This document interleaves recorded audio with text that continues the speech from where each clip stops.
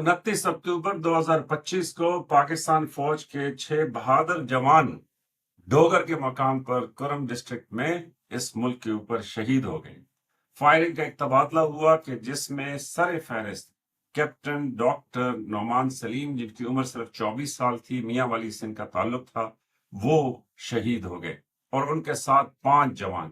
کہ جس میں حوالدار امجد علی، اس کی عمر 39 سال، سوابی سے اس کا تعلق، نائک وقاص احمد، عمر 36 سال، پنڈی سے تعلق سپاہی اعزاز علی، عمر صرف 23 سال، شکارپور سے تعلق سپاہی محمد ولید، عمر 23 سال، سوابی سے تعلق، اور اسی طریقے سے ایک اور جو سپاہی ہے ان کی عمر 32 سال، اور وہ خیرپور کے رہائشی تھے۔ تو یہ وہ وجہ ہے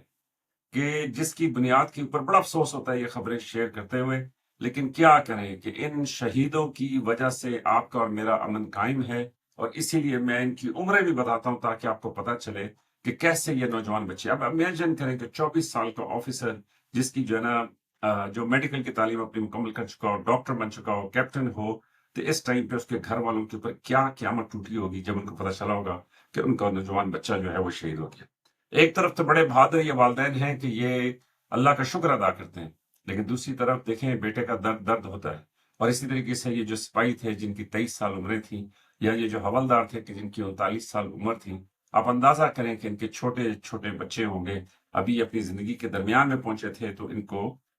اس ملک کی حفاظت کے لیے، آپ کی میری سہولت کے لیے ان کو یہ قربانی دینی پڑی۔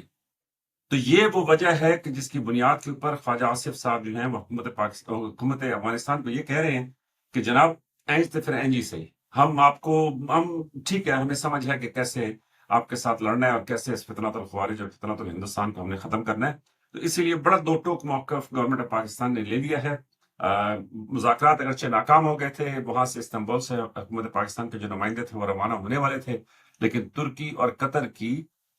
سفارش کے اوپر وہ ایک دن کے لیے رک گئے ہیں۔ تو دیکھیں کہ کوئی ایسا معاہدہ تشکیل پاتا ہے کہ جس کی بنیاد کے اوپر یہ جو صورتحال ہے اس کو قابو کیا جا سکے، کیونکہ ابھی یہ حکومت پاکستان اور افواج پاکستان جو ہے وہ اس کے اوپر کوئی لغزش، کوئی اس کے اوپر جو ہے وہ گنجائش دینے کے لیے تیار نہیں ہے، کیونکہ جتنے ہیلے بہانے، جتنی تعویلیں جو پیش کرنا تھیں وہ افغانستان نے پیش کر دی، لیکن اب حکومت اس کے اوپر وہ نہیں کرنا چاہتی۔ تو بہرحال یہ بڑا افسوسناک ہے، اور یہ میں خبریں اس لیے آپ کے ساتھ شیئر کر رہا ہوں تاکہ آپ کو ہمیں یاد رہنا چاہیے کہ یہ جو نوجوان بچے ہیں ان کی قربانیوں کی وجہ سے ہم یہاں پہ قائم دائم ہیں، ورنہ آپ خبریں سن لیں جو سوڈان سے آ رہی ہیں،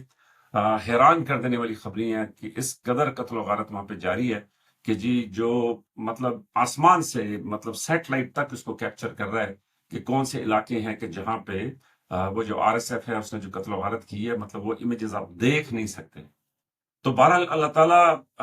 ہمارے خطے میں امن و امان کو قائم رکھے، اللہ کرے کہ یہ کوششیں کامیاب ہوں اور ایک امن کی صورتحال ہو، کیونکہ افغانستان سے اب جتنی جنگیں تھی وہ ختم ہو گئی ہیں، اور اس کے بعد اب کی وجہ نہیں رہتی کہ دونوں ملکوں کے درمیان امن نہ ہو۔